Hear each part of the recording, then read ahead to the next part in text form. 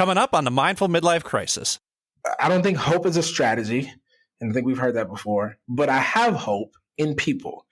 And my hope is that there are more people who listen to this conversation. There are more people like you, and there are more people that I can meet that want to do good, and their return doesn't always have to be monetary. Their return doesn't have to be something that helps them continue to elevate their wealth and their power, but their return is doing something good in the world.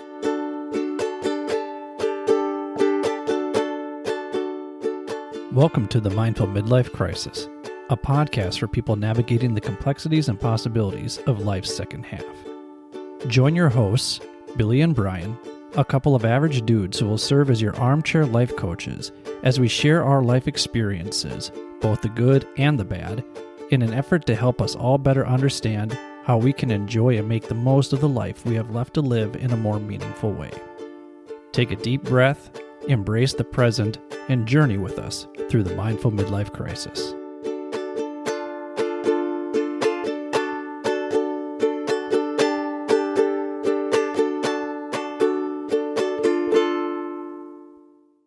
Welcome to the Mindful Midlife Crisis. I'm your host, Billy. Brian is being presidential right now. His company duties call him to action, but we are blessed today to have as our guest Mr. Jesse Ross. Jesse is a diversity, equity, and inclusion consultant, executive coach, and international speaker who has delivered over 400 speaking engagements at colleges, conferences, corporate and nonprofit companies, with a large number of those being Fortune 500 companies, including LinkedIn, General Mills, and the NBA.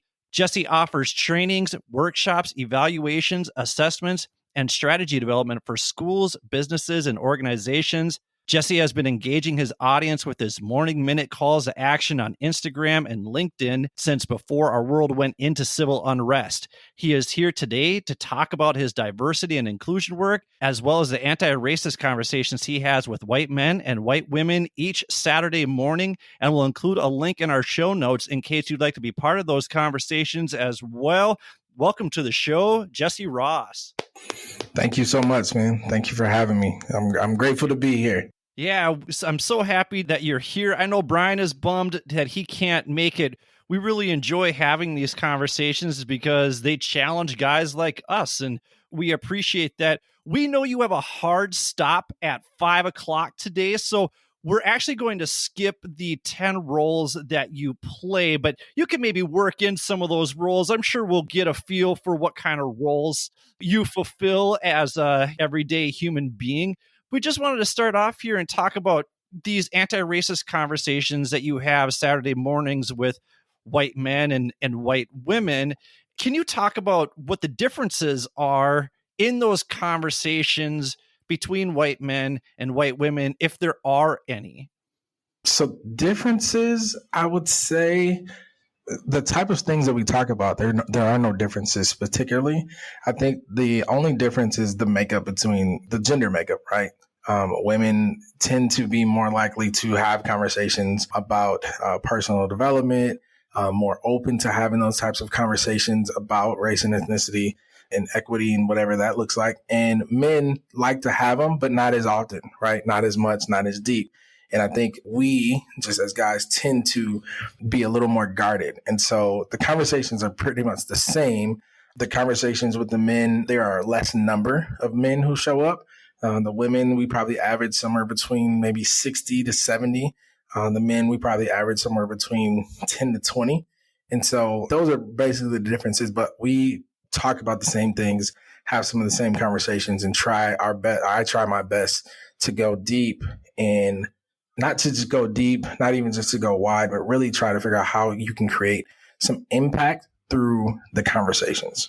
And I'm new to these conversations. I've been to 2 of them, but my plan is to continue attending as many as I possibly can. And I think part of the reason I wanted to have you on the show is because I want to encourage our listeners to join these conversations too, because one of the things that you talked about in the first call that I attended was, how do we get more white men who need to hear these conversations to attend? Because it feels like most of the people who are attending are kind of already in that headspace. So then I believe that part of the conversation was, well, then how do you use your influence to have those conversations? Or how do I, use my influence? And, I'm a big believer in meeting people where they're at, but I don't imagine you can hold sessions where you say, okay, on a scale of 1 to 10, how racist are you? Okay, you should join this group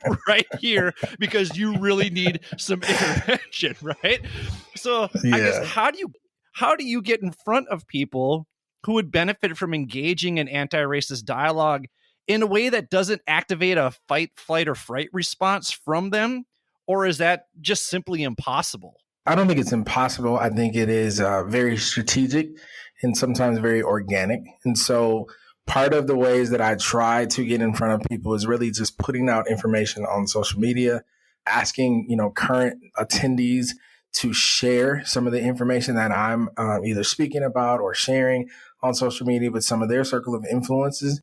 And then, ironically, sometimes I may start a fire here and there and post something that may be a little controversial or a little kind of jab at the group of folks that typically might not show up in effort to get them to engage, right? We live in a world that is sometimes driven by shock value, sometimes driven by the taboo and the media outlet. And so being able to take some of the things that are currently happening in our culture and create a perspective, hopefully, that can offer an alternative and really invite people into the conversation. Anytime, even if it's a person that I would call like a troll, someone who's their whole sole purpose on social media is really to just denounce anything that I'm saying, I always invite them into a conversation. Now, 95% of the time, they don't take me up on that offer, which is when I usually hit the block message. But I think our world is so polarized by those news media tabloid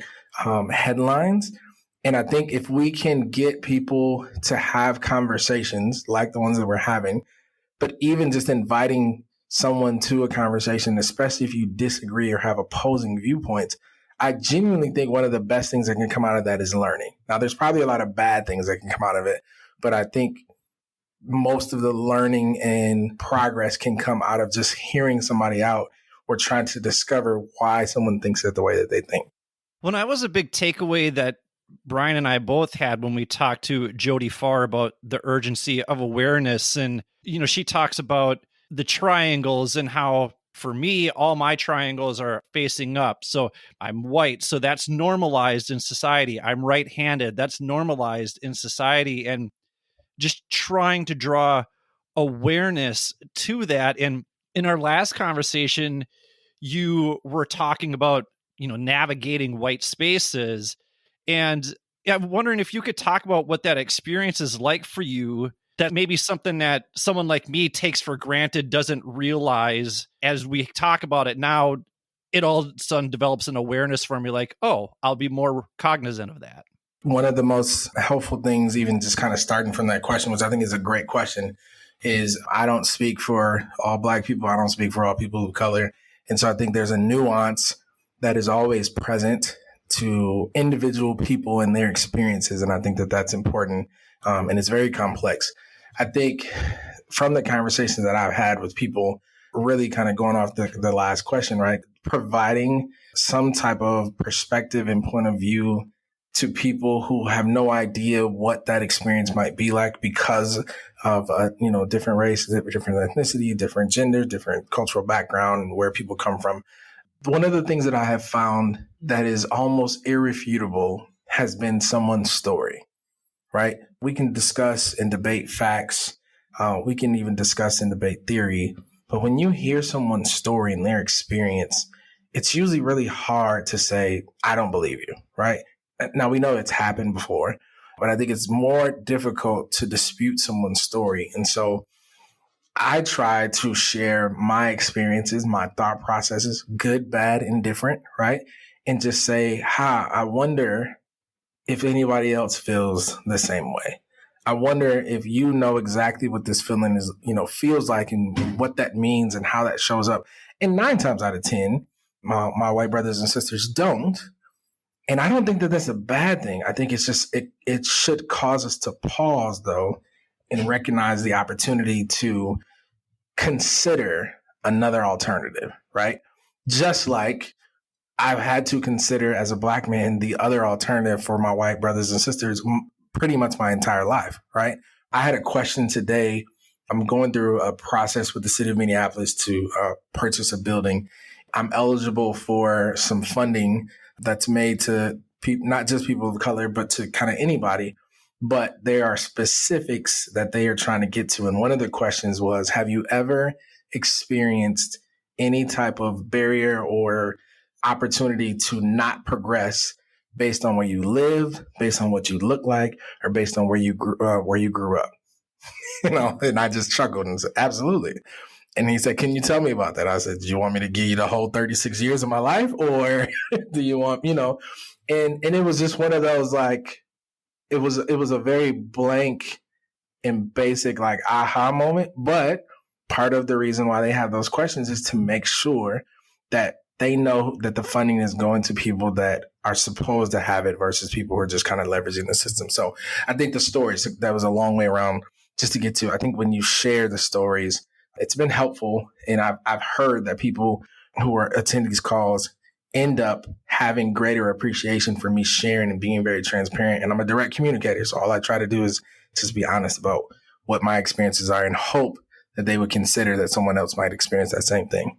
Here's the beauty of those conversations that we have is that it's Monday today, but I've been thinking about things that we discussed as a group since Saturday. There have been things that have been swirling around in my head. And one of those things, as you were talking about navigating white spaces, it reminded me of just that short time that I spent in Dakar, where I was, not the normal, right? And it was interesting to me, just maybe the uneasiness that I felt. But I think a big part of that uneasiness came from not being able to speak the language. And I felt that when I was particularly in the north of Portugal, where when I got to Lisbon and when I got to Lagos, most everybody spoke English, but it was kind of 50-50 for me in Portugal, in northern Portugal.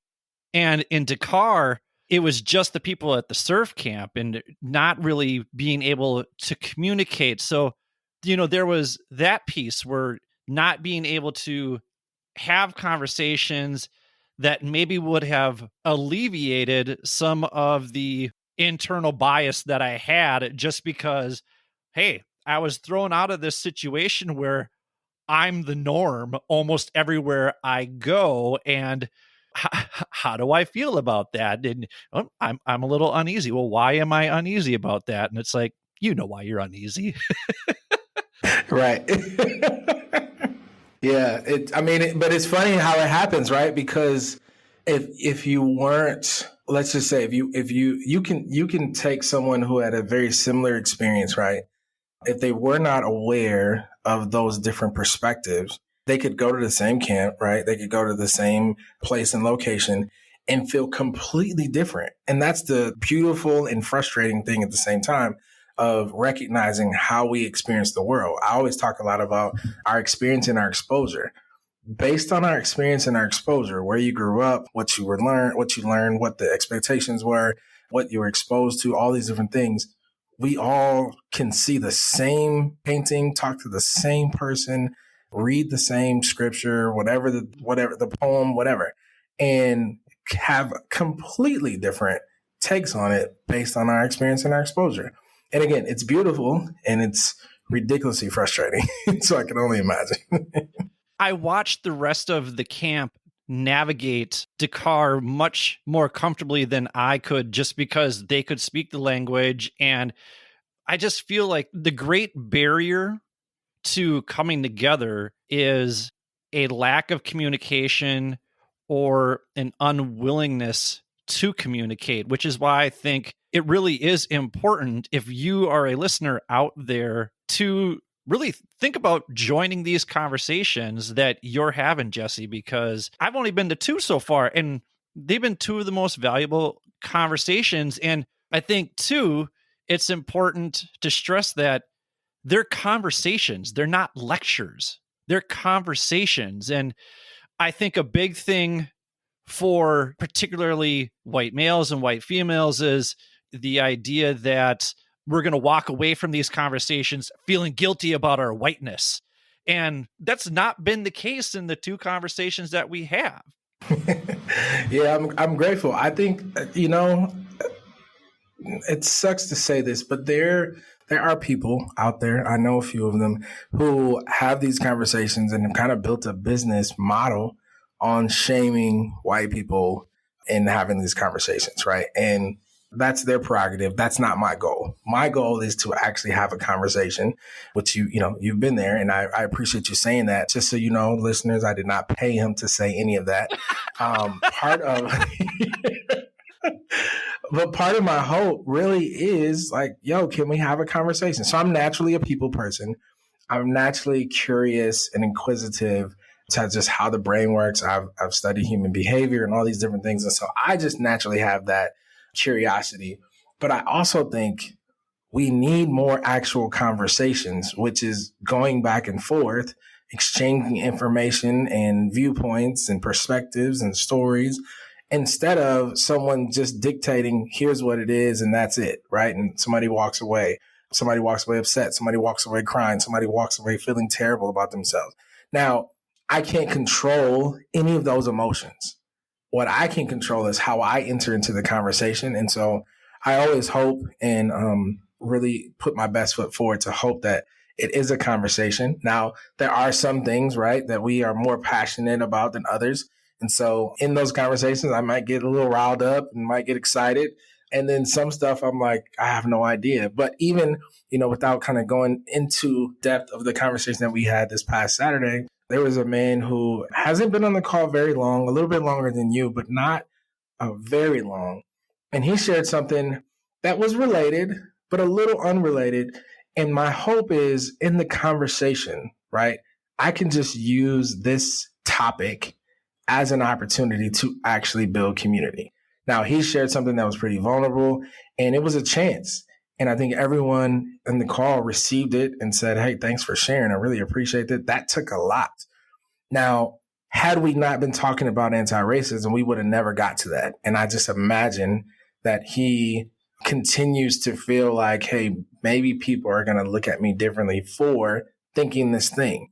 But when you get in a room, whether it's virtual or in real life, with people who can just listen to you and hear you out and not have a judgmental kind of viewpoint on what you said, maybe they don't agree, but they're not going to judge you for it. It changes things. And so that's my hope with those conversations. And I will say this too.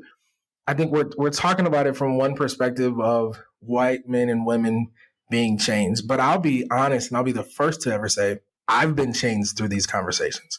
I have shared way more than I probably ever wanted to historically.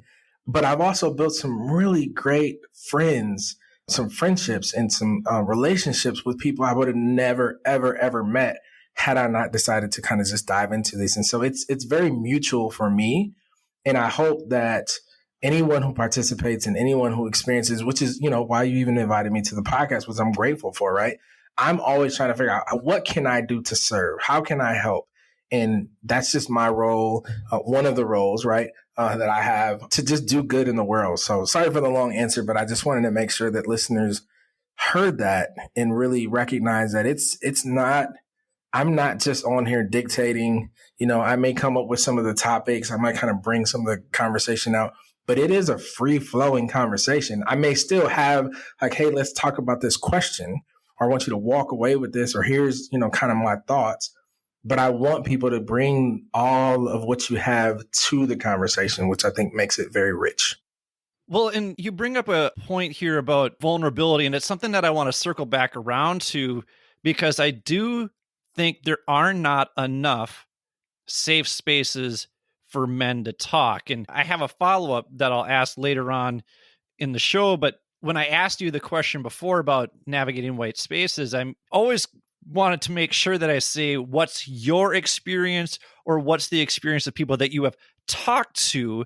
Because we've talked about this before, where oftentimes you are asked to answer on behalf of all Black America in interviews or in conversations around race. And my theory on why people do that is because we're oftentimes just looking for one solution to a complex issue without having to dissect the nuances or the intersections of human behavior, because then we can just cling to an opinion that suits our narrative. And I know that something that's hard for me is that sometimes I feel like the goalposts are moving when it comes to talking about race, because I'll read How to Be an Anti-Racist by Ibram X. Kendi, and I'm like, wow, a lot of that really hits home for me. But then I'll listen to John McWhorter, who's very critical of Ibram X. Kendi, but still doing anti-racist work, but doesn't break it down into the binary that Kendi does. So how do you help people see these nuances during your sessions and during your conversations so that they understand that, listen, Ibram X. Kendi doesn't speak for all Black people. John McWhorter doesn't speak for all Black people. I don't speak for all Black people. These are our experiences based on our research and our lived lives. Right. It's a great question. If I'm honest, I don't always know. I think, I'm just going to be honest, right? I think people have a hard time hearing different points of views. I think people also are looking for that one thing, right? So we read a book, we go through a course, we listen to a podcast, we watch a movie, whatever the thing is, and we're looking for that thing to basically defend or to prove you wrong or to prove someone wrong so you can see, look at here. And I think we just miss the complexities of how human we all are, right? I think it's very possible to support one issue and thing and then wrestle with another. And that doesn't make you any less conservative or less progressive or less right, left, whatever the thing is. It makes you human. And so what I try to do is draw from principles that I think can be, again, maybe taboo, maybe a point of kind of interest and hot topic. And then also kind of lay that or underlay that with some foundational good human behavior context, right? And I know that might sound really weird because, yes, we should all be humans listening to this. But for some reason, I think we just forget those complexities. And so I think if we take the emphasis off of, if I read this book, I'm going to have an answer. And if you notice, right, Ibram Kendi's book doesn't really walk you through actually how to become anti-racist. That's from my perspective. I love I think he's a wonderful author. I love his perspective. I love kind of the historical context and kind of how it dives into it. But if you really kind of bring it and boil it down, he's giving you things that you should be thinking about. But it's not a how-to book, which I think a lot of us are looking for, that self-development. How do I fix this? And I think that's strategic, right? And this is my point of view. He probably says something completely different. So just go talk to him about his book. But I think that the goal isn't always to just fix the thing. I think the goal is, can you put yourself in a position to gain greater clarity, to gain more insight, and to gain more perspective? And I think we do that by finding people like Ibram Kendi, like Robin DiAngelo, and Resmaa Menakem, and I'm probably messing his last name up, but it's Menakem. He's from the Twin Cities. Like, the goal is to gain perspectives from all people, not just those authors as well, but from people that you work with, people that you go to school with, people that you live life with, in hopes that we can create a broader worldview of how we see the world, how we engage with the world, and how we can do better by humans, right? I think that that's really what I try to do and try to bring in those perspectives. But of course, you're going to have to recognize that some people think differently. And I think that's perfectly fine. So I think that's one way to engage. And that's just one way, right? People that are listening to this podcast, hopefully you're getting another perspective. Hopefully, if you are come from the perspective or the experience of being shamed for being white or for not having a circle of influence that's very diverse, not just in color or race and ethnicity, but by like class, by gender, by education, whatever that is, that you can gain a different perspective from our conversation. But it doesn't just stop there. What do you do after that? Because if we just get the perspective in the worldview, but we do nothing with it, then we're still left with that. I gotta do something that kind of, which brings us to the shame. Actually, we kind of went around the horn, but in general, I think that's the hope, is to add diverse perspectives and to be able to say, okay, what do we do with this now? Not how do we fix it, but what do I do with this now? Well, and you talked about the role of being a good people. So what I want to do here is I want to take a quick break, because then when we come back, I want to talk about how good intentions can go awry sometimes when we are talking about anti-racist work. Thank you for listening to the Mindful Midlife Crisis. The super familiar with the Wilsons podcast. You know that family whose house you hung out in when you were a kid? The house was a little loud and chaotic, but always fun, and sometimes felt more home than home. Well, that's us. We're the Wilsons, and we welcome you into our podcast with silly chat, ridiculous games, and interviews with interesting people. Like a spin doctor. The super familiar with the Wilsons podcast. Welcome home. Hello, everyone. This is Brendan from the Unchefed podcast. Each week on Unchefed, we unpack a topic regarding the politics and history of our plates in the hope of becoming better eaters. That's Unchefed, available now on your preferred podcast network. Have you ever had a bad day at work? Well, the Fuck My Work Life podcast is perfect for you. Host Jay and Kay share listeners' entertaining stories from the workplace, which may have you thinking you don't have it so bad after all. Find Fuck My Work Life on your favorite podcast platform. The Cult-Worthy Podcast. Your host, Antonio Palacios, will guide you week by week through a bevy of cult favorites, obscure cinema, and hidden gems. Listen to us on your favorite platforms or follow us on thecultworthy.com. The Cult-Worthy Podcast. Thank you for listening to the Mindful Midlife Crisis. If you're enjoying what you've heard so far, please do us a favor and hit the subscribe button. Also, giving our show a quick 5-star review with a few kind words helps us on our quest to reach the top of the podcast charts. Finally, since you can't make a mixtape for your friends and loved ones like you used to do, share this podcast with them instead.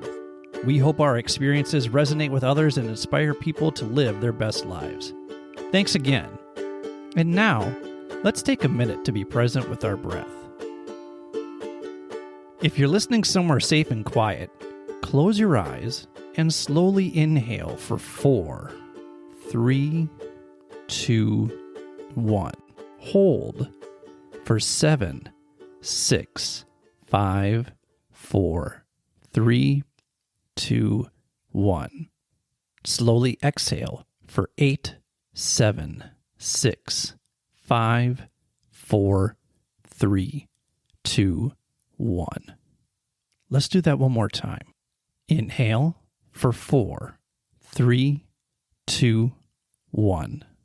Hold for 7, 6, 5, 4, 3, 2, 1. Slowly exhale for 8, 7, 6, 5, 4, 3, 2, 1. Go ahead and open your eyes. You feel better? We certainly hope so. And now, back to the show. Welcome back to the Mindful Midlife Crisis. Brian is off being presidential at his company, but I am joined here today by Mr. Jesse Ross, Diversity, Equity, and Inclusion Consultant. You can follow him on Instagram at Mr. J. Ross. You can also go to www.mrjesseross.com. Those will be linked in the show notes. We're trying to encourage you to join his Saturday morning anti-racism conversations here by having a conversation very similar to what we would have on those Saturday mornings. So, Jesse, one thing that you talked about in those conversations, and you also send out calls to action a couple days a week via email that people can sign up for. And a couple weeks ago, you brought up an example of good-intentioned white people being tone deaf when it comes to issues within the Black communities. So can you kind of give some examples there of what you have seen lately and maybe talk about the example that you shared with us? Man, you're going to forgive me, or you're going to have to forgive me, Billy. I put out so many call to actions. I don't remember exactly which one it was. It's the one about the Minneapolis school teacher who was doing the Kendrick Lamar rap. Yes. Okay. Thank you. I just had to make sure. And listeners, just so you know, here's where I run into trouble when you not even just put out so much content, but when so much is happening. Like, and I mean that in the most sincere way. When so much is happening, it's almost like, wait, what fire was that? What call to action was that? What problem? What happened? And so that is part of what that was. Okay, so man, I almost forgot about that. Basically, the setting of the scene was here in Minneapolis, Minnesota. The Minneapolis Public School District was on a strike. The educators were on a strike for about 3 weeks. Most of the strike was centered around support staff and teachers not being paid and not receiving raises and all these different things, right? And everyone is basically underpaid in the district except the superintendent, who also happened to take what I believe was a 5% raise this past year. So they were on strike for multiple reasons, but within the strike, the Minneapolis Public School District is about 80% made up of white educators. Now, there is we're about like 1.5% across the country of African-American educators, right? 1.5% across the country. Here in Minnesota, it's right at like 0.9%. I think it might be like right over 1% or something like that. So we're par for the core across the country. Most of the people who were on strike and were demonstrating and protesting were mostly white individuals. There were some people of color that were also in there. But when you dig into the data, and I think that that's really important, most of the people who are underpaid are folks who identify as people of color. So that's just the setting, right? I'm also, again, from Minneapolis. So when you think about the events, George Floyd's murder, Daunte Wright being killed here in the Twin Cities, there's just a lot of pain. A lot of people remember what protests look like, and the world remembers that too. There were problems from the white community when people were protesting about George Floyd, when people were protesting about Daunte Wright, when people were protesting about Ahmaud Arbery, Breonna Taylor. Black and brown individuals being killed either by the hands of the police or whatever, right? Just injustices. People were bothered by protests. But here you have hundreds of educators in the city of Minneapolis who are predominantly white, who are protesting, and nobody has a problem.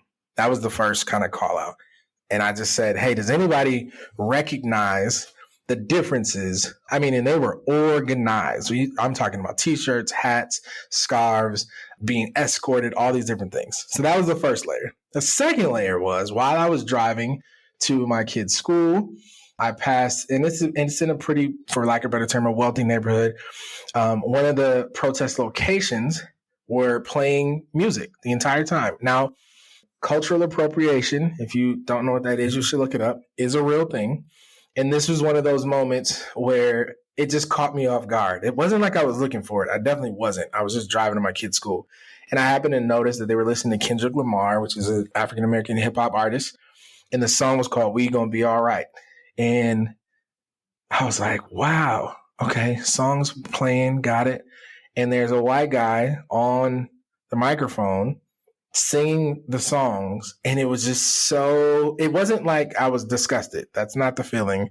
I was so perplexed at the nuances of this experience, because We Gonna Be All Right was written by Kendrick Lamar in response to the protests, in response to the killings, in response to injustices, basically saying, hey, I know that things are bad, but we come, as in African-American people, come from a lineage of kings and queens, come from a lineage of overcomers, and we're going to be able to get through this, and let's celebrate while we are also still going through it. And then here you have this white guy singing the song, and he doesn't look like he's going through it at all. And I just was like, wow. And I just pulled over and was just like, this is it, right? This is at the heart of why I want to have these conversations. I didn't say anything that he did or said was wrong. Now, I want to make sure that our listeners are hearing that. I didn't say anything that he said or did was wrong. But him singing the song had a whole different perspective, experience, or even exposure than when I hear Kendrick Lamar singing it, or when I heard tons of people singing it after Jamar Clark was killed at the protest at the Minneapolis Police Department, right? It's just a different context. And for 18 days, I believe, these educators protested at multiple locations, and most of them were going to be all right, pun intended from the song. But there are so many people who were not able to be there because they were still fighting for a livable wage. They also were not part of the majority. They also were dealing with the repercussions of the civil unrest.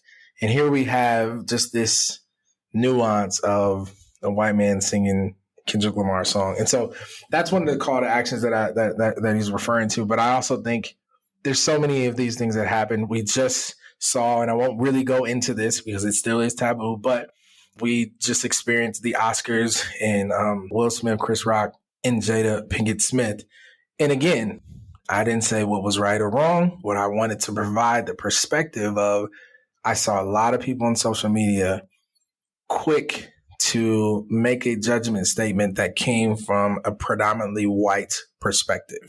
The Oscars was predominantly white, and I just offered, hey, maybe this is one of those times where my white brothers and sisters can hear, experience, or be exposed to a different perspective coming from the Black community, being that the situation happened with 3 African-American individuals.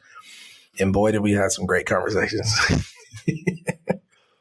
I think the one thing that I struggled with in that was I heard people in the Black community saying that as a white person, you need to stay out of this. You shouldn't have an opinion on this. And I was like, I don't know how I feel about that. Now, I do think that before we have an opinion on it, I think before anybody has an opinion on it, they need to look at the intersectionality and the multitude of layers that go into it. But maybe it didn't sit well with me when there were people saying, one person I'm thinking about is Adam Grant, who is a known psychologist, and people were coming at him for his commentary on it. And he was like, listen, studying human behavior is my job. So I do have a response to this. And during the anti-racist conversation, someone talked about how happy they were that someone put Glennon Doyle in their place. And so I looked at what she said. I'm like, well, she came out really quick with it, but at the same time, too, she's an advocate for women. So I understand why she came out with that statement. It might have been better for her to take a pause, kind of like what Brene Brown and Mel Robbins did after the whole Joe Rogan Spotify thing came out, where those two, they didn't take their podcast off of Spotify. They said, we're going to take a pause for a week and we're not going to release a new episode until we have a conversation with Spotify, and then we'll move forward as necessary. And I think from my point of view, that might have been the better response for people to take, but I wasn't a fan of the stay in your lane and you don't have an opinion on this. And kind of curious your thoughts on that. I think both perspectives, statements actually meant the same thing, but were received were said differently, right? And were received differently. I think there is a thing called tact, and I've been working on it my whole life. And so I think part of it, right, is just how we say things. I mean, there's books on that psychology of how we receive things, how to give feedback, all those different things. I genuinely think both meant the same. They meant the same, but were received differently.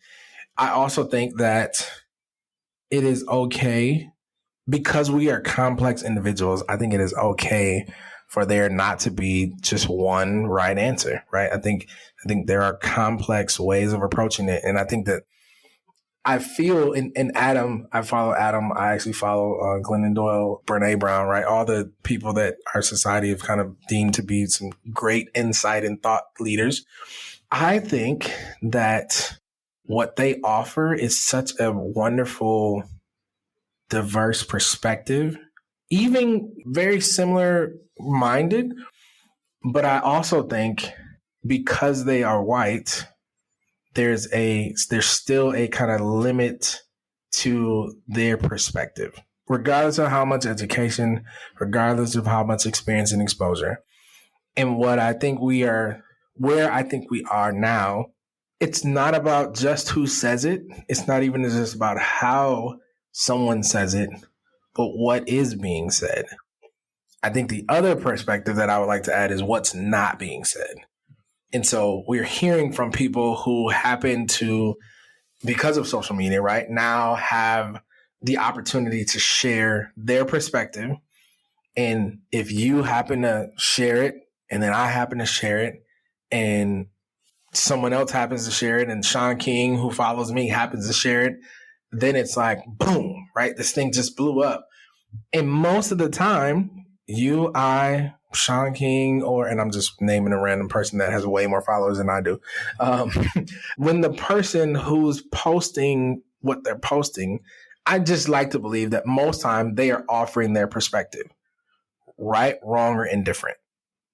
And I think that that's the complexity of humans, right? The complexities of the time that we're in. And so because of your experience and exposure, you may prefer one way or the other. Because of my experience or exposure, I may prefer one or the other. I don't think one is wrong or one is right. It's just a different take in it. And I think that if we could live in that space more and have more people providing diverse perspectives instead of focusing on what is right, again, I think that we would have a greater worldview or perspective of these situations. Now, do some things just need to be solved? I do believe. Not interested in solving anybody else's problems other than my own. You brought up something right there that gave me a little pause. You talked about how you've had to develop tact. And I wonder how much of that is so that you're not perceived a certain way, if you get what 100% of it. 100% of it is. So, and I don't know the actual percentage, but I would say, going back to, one of my earlier comments, I think that I know people, unfortunately, that have built their business around diversity, equity, inclusion centered on shaming white people. I know people who've also built their business shaming people of color. And it just doesn't feel good, right? That's not true to me. I am a people person. And so my mom used to always say this thing when I was younger: people are important to God, so they should be important to you. And that sat with me for a really long time. The basis of it was like, hey, listen, I don't care how you feel about someone. They are important to someone. And because they're important to someone and somebody, they should be important to you. But that doesn't mean that's always going to be true. But you should treat them well. And so I think tact has been less of a, let me not be the angry black man, and more of me learning my fascination with communicating with people. I have a very cynical mind around it has nothing to do with wanting to be liked, but it has everything to do with my studies around human behavior and really believing that I can win someone over, right? We don't have to be best friends. But I think if you offer care and support and serve people, even if we don't agree, we can at least be cordial, right? And be polite. And that's kind of just the value that I try to live by. And I think the worst case scenario is we don't fight. We gain some respect. We have a good time and crack a joke and laugh at something that we never thought we would. But best case scenario is we grow, right? We expand. We feel like, man, I've connected with somebody and I don't even know where they live, but I hope I see them on the call again. Hey, you're interested in this? Let me introduce you to somebody else. And hey, could you share this? And oh man, this is really great, right? I think those are best case scenarios. But yes, I would say 100% of everything that I do has been making sure that I take care of people. And unintentional outcome of that is making sure that I'm not being the angry black guy. I will say this though, and just kind of the side note or the asterisk that I want to put by it. I've done a lot of self-development and personal development. I genuinely do not care what people think about me. Now that sounds very not tactful. I just want to make sure that that's out there. What that means for me is I don't thrive from social kind of admiration. I get my value from purpose, right? Doing things that are important to me, that create good in the world. And if you don't like it, man, that sucks. I really hope you do, but I'm not going to stop doing it because you don't care about it or you don't like it or you think I'm doing it wrong. And a lot of people do get their value based off perception and admiration. So I say that in a sense. Now, do I want to be liked? Of course, everybody wants to be liked. But I learned a long time ago, my mom told me that not everybody's going to like you. And that started early. So my wife likes me. That's all that really matters. Well, and it kind of hits home a little bit for me because when I was a dean of students, you're always the bad guy. Nobody likes the dean of students. And a lot of times you're doing crowd control in a group of teenagers. And I've always said that one-on-one teenage boys are generally pretty nice, but you get them around a group of their friends and their IQ drops by about 50 points. And I would lose my damn mind around these teenage boys when they were in a group. But then if I could get them one-on-one and we could have a conversation, I'm like, for the most part, we can get along, right? Like we can see eye to eye when it's you and me and we can have this conversation. So that resonates with me a bit. You talked about purpose. And for me, starting this podcast, a big component of it was prioritizing conversations around mental health and normalizing conversations around mental health and thinking more about how I can create safe spaces for guys to talk. And I feel like you have done a great job with that, not necessarily around mental health, but I think just having conversations is important. And one thing that you've talked about is if you're unsure about how something might impact a community, maybe ask a few people from that community to get a better understanding so you don't do some damage. And I guess kind of my last question for you is here, like I said, we started off this podcast to normalize conversations about mental health. And through our research, the data from the American Foundation of Suicide Prevention shows that it's middle-aged white men who have the highest rate of suicide, and white males account for 70% of all suicides. I don't know that that's necessarily talked out loud often. And, we want to be mental health advocates and focus on this demographic just because Brian and I are members of this demographic. But I'm going to guess it's not going to go over well if we chant middle-aged white male lives matter.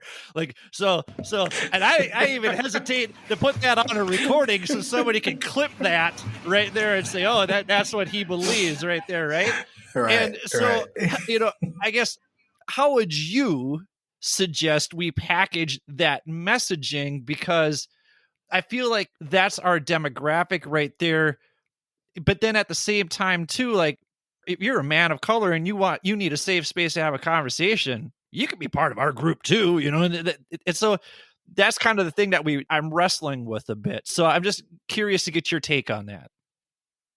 Yeah, I'm going to answer it in an example story form that I think applies. So just listeners, if it doesn't, just scratch it, just fast forward it and just forget that 30-second part. I'm in the process of purchasing a commercial real estate building in effort to change the wealth dynamics within my own community. And for the last year and a half, I've been very focused on studying and learning about wealth redistribution, right? Basically, there's a group of people who happen to be more likely to attain wealth or that have wealth, and they don't look like me, right? They are part of the group that is, ironically, the 70% part of the national suicide kind of survey. So I appreciate you mentioning that. And what I've learned in some of my research, right, there are basically three groups of people. Now, there's not a study that shows this. These are Jesse Ross's words, but there's tons of data to back what I'm saying up. I just try to make it very digestible. There are three groups of people that typically are out in the world, right? There are people, one, who give and want to give money away. Sometimes they feel guilty. Sometimes they're like, it doesn't matter. I just want to support the thing, whatever it takes, have you. That's group one. Group two, typically, they will give, but they would like a return, right? They have the means, but it'd be nice to get something back so that they can keep it going. And then group three are typically what we would call like investors. They're people who they really want a return. That's kind of their business model. That's their whole purpose. They're in it for, the game. And the way that I've kind of processed that question is recognizing I'm going to run into all three groups of people. But group two intrigues me the most because there's some knowledge, there is some education, there's some awareness right there, based on them saying like, I'd like a return. I got it. It'd be great to get something back. It'd be great to increase this. But I genuinely believe that group number two, if you talk to them, if you convince them, if you craft the pitch right, if you build a relationship, if you get to purpose, whatever the thing is, right, they would give. They just naturally are leaning towards wanting a return. And so I say that in that context because I think there should be support groups for all people. Everybody needs some like-minded individuals that they can kind of just be safe with and create community with and all of that. But I think for folks like you, Billy, I think it is important, call it what it is, right? Hey, I'm part of the majority. I recognize that whether you look at my bank account or not, I have some type of power. And instead of acting like I don't have it, let me acknowledge that I do have it, even though I don't even want it, even though I didn't even do anything to earn it. I'll recognize it, I'll acknowledge it, and I'm going to do everything in my power to either give it away or to make good on that return. I don't think that group two is like group three. Group three really wants the return. That's what they're in it for. Group two is like, it'd be great if I could do something with this. But if I do something that is good, I don't have to get anything back. I just want to put good out in the world. I don't think hope is a strategy. And I think we've heard that before. But I have hope in people. And my hope is that there are more people who listen to this conversation. There are more people like you. And there are more people that I can meet that want to do good. And their return doesn't always have to be monetary. Their return doesn't have to be something that helps them continue to elevate their wealth and their power, but their return is doing something good in the world. And maybe it's a Saturday morning call. Maybe it's not. Maybe it's volunteering. Maybe it's becoming a better parent, right? Because I have this acknowledgement and this awareness, now the good that I'm going to get on the return is going to be hopefully tenfold, but you might not be able to count it in my bank account. You might not be able to see it, but you can feel it. And so that's kind of how I would answer that question. And I just genuinely believe there's so many more people that land in group two. And I'm really excited to meet them. I'm really excited to engage with them. And I'm grateful that you invited me to this conversation. Yeah, that hit for me. That stuck. And so I appreciate that because I think that's what I grapple with is how am I going to make money on this? That sort of thing, because I got to eat. But man, it feels good to help other people. Exactly.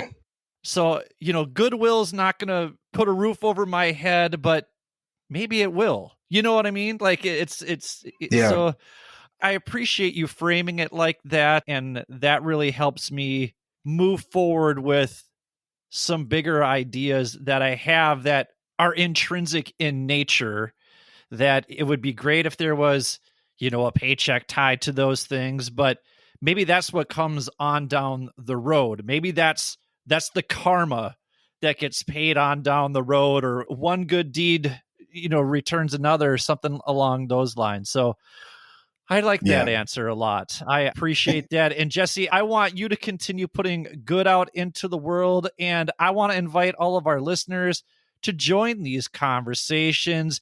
You can sign up for these. If you go to Jesse's Instagram, it's Mr. J Ross. It's the letter J. And then there's a link right there that you can join these conversations. He'll send you an email and you'll get information about when to join those conversations. You'll get the calls to action. You can also go to www.mrjesseross.com. Again, we'll link that in the show notes if you want more information about Jesse and what he has to offer. Maybe you want him to come and do a training or a workshop or an evaluation or assessment or a strategy development. Jesse's your man. I strongly recommend it. I strongly recommend joining those conversations. Jesse, I know you got to get going, but I want to thank you for your time. Thank you so much. I'm grateful, and I hope everyone, finds themselves in one of those buckets. So, thank you so much for inviting me. Absolutely. So for Jesse, for Brian, this is Billy. Thank you for listening to the Mindful Midlife Crisis. May you feel happy, healthy, and loved. Take care, friends.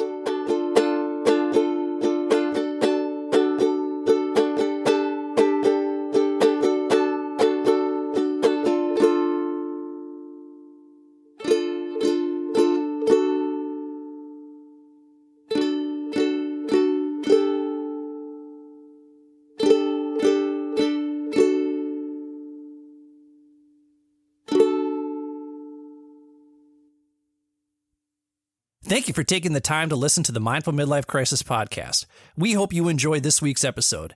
If this episode resonates with you, please share it with your family and friends. We will do our best to put out new content every Wednesday to get you over the midweek hump. If you want episodes to be downloaded automatically to your phone each week, all you need to do is hit the checkmark, subscribe, like, or follow button, depending on what podcast format you're using. While you're at it, feel free to leave our show a quick 5-star review with a few kind words so more people like you can easily find our show. If you're really enjoying the show and you want to help us out, feel free to make a donation to www.buymeacoffee.com/MMC podcast. That's www.buymeacoffee.com/MMC podcast. You can also access the link in our show notes. We use the money from these donations to pay whatever expenses we incur from producing the show, but ultimately, we record this show for you. So if you keep listening, we'll keep recording and releasing new episodes each week regardless. If you'd like to contact us, or if you have suggestions about what you'd like us to discuss on future episodes, feel free to email us at mindfulmidlifecrisis@gmail.com or follow us on Instagram at mindful_midlife_crisis. Be sure to check out the show notes for links to the articles and resources we reference throughout the show. Thanks again for listening. May you feel happy, healthy, and loved.